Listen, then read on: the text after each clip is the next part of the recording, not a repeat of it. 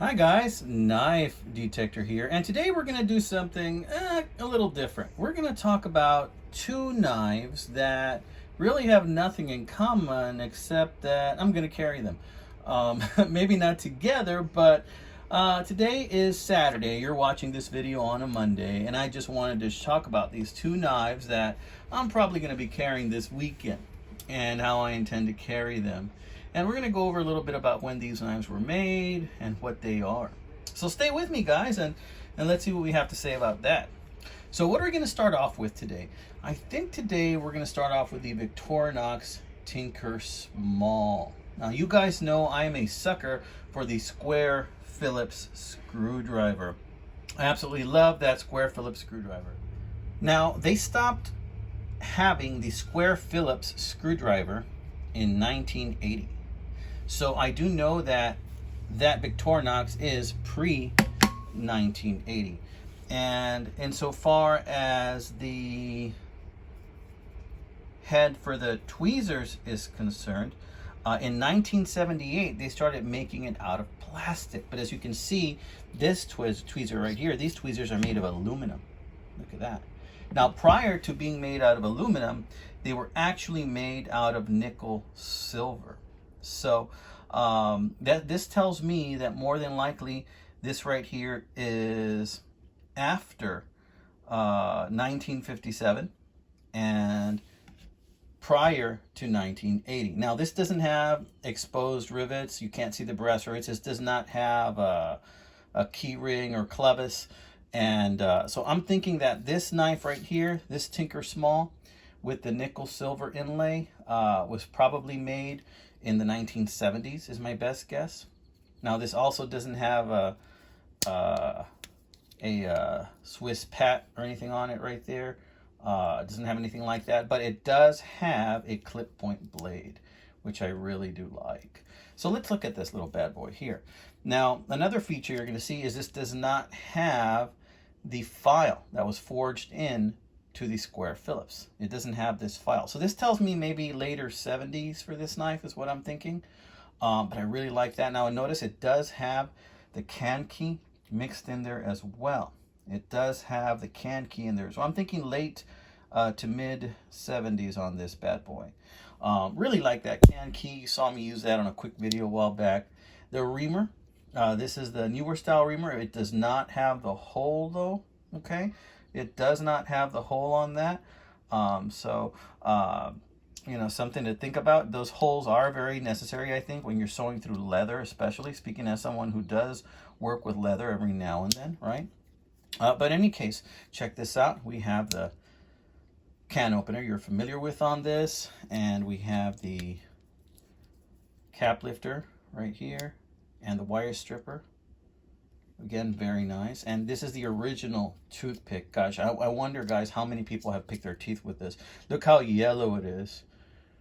Probably as yellow as some of the teeth that it's been picked on. But anyway, look at that beautiful, beautiful knife, right? How did I get this knife? Well, I got this knife on a knife lot. Just like any others, you know, I found this in a knife lot of maybe like 6 or 8 knives, and it was buried in there, and I only saw this angle.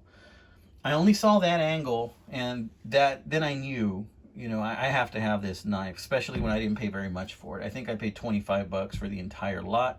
And this is the reason I picked up the lot. And a lot of times people will do that. They'll put in one nice knife with a whole bunch of other knives that aren't that great, just so that it'll entice somebody like me to go after it. But nobody else bid on it, so I got lucky and I got it for a low price. I like this. Now, this knife is in pretty good shape. It's lost a little bit of its snap. The only downside to this knife is that somebody really sharpened it. Wasn't sharp at all, you know, when I got it. I don't want to take too much off the blade. Look at that. It looks like somebody was even doing some batoning with this bad boy here, or maybe some electrical work, and it started to kind of weld into it when they were using it accidentally. Notice here there's a burn mark in there too. You know, but it still functions and it's still sharp. But this knife, because it's a Tinker Small, you know, it doesn't take up a whole lot of space either.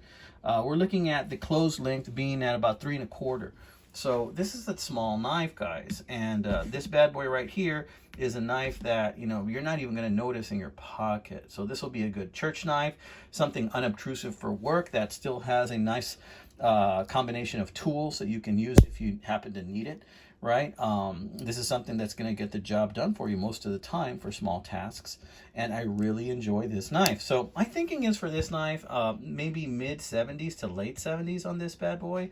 But if you guys have another opinion, please let me know, because I'm always willing to learn on this channel, and that's what I love about it, everything I learn from you guys.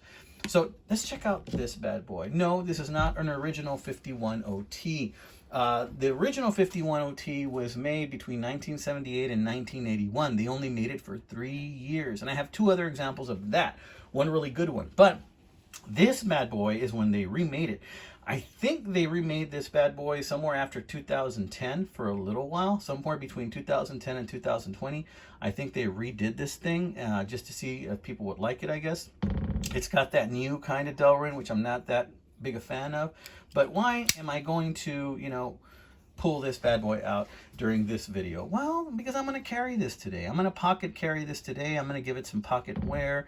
When I carry this, I don't normally carry it in a sheath. You see it's got some scratches on it. I just leave it in my pocket, pull it out when I need it. And, you know, some people are going to say, you know, a knife detector, you know, and I've even been asked, why is it that you put your knife in your pocket with other stuff? You know, why don't you just have your knife in there by itself? And I have to tell you, you know, the reason I do that is because I don't really use my back pockets for my wallet. You know, when I was a kid, my dad gave me $5, and actually had won $5 in a raffle, and I put it in my back pocket, and I was supposed to treat us to some chicken afterwards, and when I reached for my money, it was gone. So because of that, I never ever carry my money in my back pocket. So consequently, what I do is I just use my front 2 pockets. Usually I have my wallet in my left pocket, and then I have my keys in my right pocket. And then I have a pocket knife somewhere in there. Usually I have my pocket knife where my wallet is, so it doesn't get scratched up by my keys or change. I have it down there rolling around next to my wallet in my left front. And then in my right front pocket, I usually have my keys and maybe some change if I have any change, or sometimes if I'm not carrying my keys, I'll put my knife in one pocket and then I'll put my wallet in the other. And if I don't need my wallet, I'll have my cell phone in one pocket and the knife in the other. So consequently, you know, I go ahead and I carry the essentials in my front 2 pockets, nothing in my back pocket. But this actually would be a good back pocket knife. It's not terribly thick. You know, I might try and do that today just to see what happens. But I have to tell you, this is a great knife. Look at that flat grind on that. That flat grind is really going to allow you to cut through all sorts of things really nice, and just, it makes it a great slicer. Look at that drop point edge right there. Looks like this knife was made kind of like an elephant toe style knife. This might be good as a batani knife. It's a heavy duty knife, you know. You know, I like this knife quite a bit, and this looks pretty durable. That's why I have a few of them. You know, I have 2 examples of 1978 to 1981 models, and then I have this bad boy that I can beat around if I need to, and that's what I'm going to do today. So I'm going to go knife hunting today, guys. Wish me some luck, amigos. I hope you like this 2-knife combo video. Hope you guys are doing well, amigos. You know what? There's all kinds of beautiful knives out there, guys. All kinds of beautiful knives, and they're just waiting to be found. There are some knives in pawn shops right now that pawn dealers don't know what they have. There are knives in garage sales that people are getting rid of that they don't really know anything about knives. There are knives right now that are in flea markets, in bins, gathering dust and getting all scratched up because not the right person has found them yet. Are you that right person, my friends? Maybe so. Maybe it's me. All right, amigos, you have a wonderful week ahead. God bless you. Take care, my friends.